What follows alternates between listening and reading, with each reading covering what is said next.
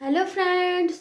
आज हम डिस्कस करने जा रहे हैं एक ऐसे ग्रेट पोइट के बारे में जिनके बारे में कहा जाता है कि वो इंग्लिश लिटरेचर के मोस्ट एजुकेटेड पोइट माने जाते थे। जिनके बारे में कहा जाता है उनको बहुत सारे लैंग्वेज पर कमांड थी, जैसे हुआ Greek, Hebrew, Spanish, French, Latin. उसके बाद उन्हें प्यूरिटन एज का एक जीनियस पोइट भी माना जाता था।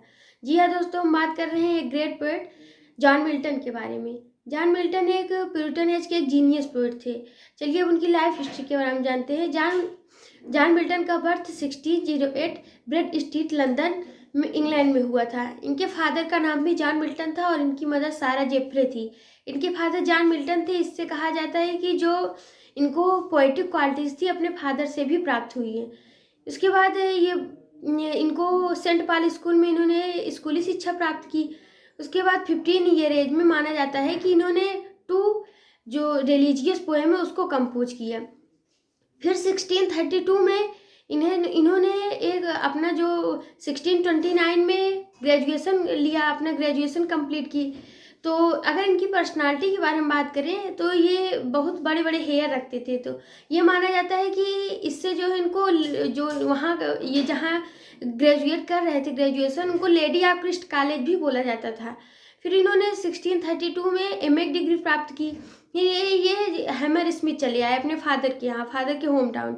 उसके बाद फिर इन्होंने वहाँ भी एजुकेशन ली, जैसे हुआ पॉलिटी की, हिस्ट्री, फिलासफी, इसका भी इन्होंने यहाँ एजुकेशन लिया। जब ये कर रहे थे ये सब, इसी बीच जो वहाँ लंदन में प्लेग फैल गया।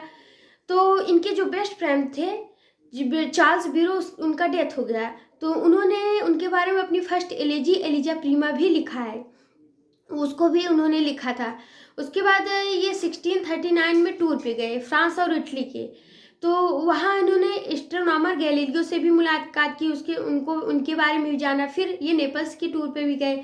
फिर ये जब 1639 में बिशप वारुगा इंग्लैंड वापस आ गए थे। बिशप वारुगा तो ये प्यूरिटियन के फेवर में थे।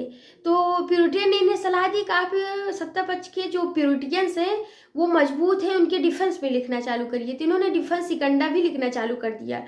फिर 1642 में ये फॉरेस्ट हिल ऑक्सफोर्डशायर गए। ऑक्सफोर्डशायर जाकर इन्होंने एक मैरिज पावल से मैरिज की। माना जाता है कि इन्होंने थ्री मैरिज की थी।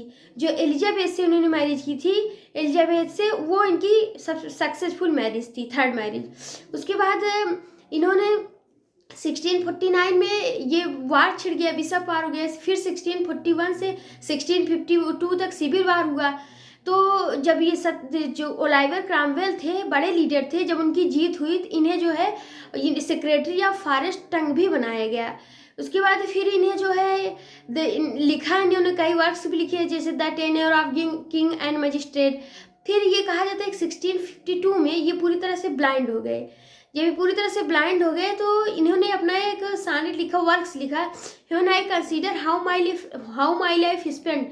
तो कहा जाता है कि जो इन्हें लिखा था, इसको अगर टाइटल ऑन हिज ब्लाइंडनेस जो टाइटल दिया था वो जॉन न्यूटन ने दिया था।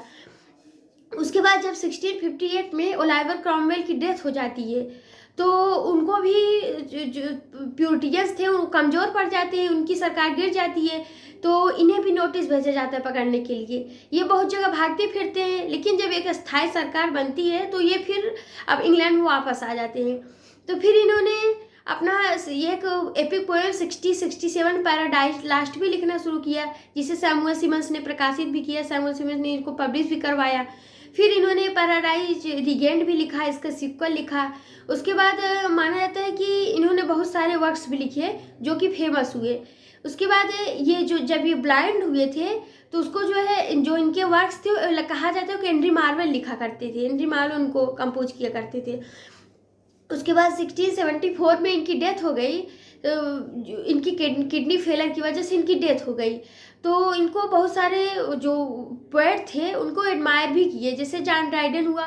उन्होंने कहा he is the literary poet, literary son of Edmund Spenser. मतलब स्पेंसर को ये अपना पोएटिक, अपना लिटरेरी फादर मानते थे, लिटरेरी गुरु मानते थे। उसके बाद ये इनको बहुत सारे, जैसे हुआ विलियम हैली ने इनको इंग्लिश लिटरेचर में ग्रेटेस्ट ऑथर बताया है। तो ऐसे बहुत सारे पोएट्स इनको एडमायर भी किया। तो आज हमने इनके बारे में बहुत कुछ जाना। Meet again, thank you.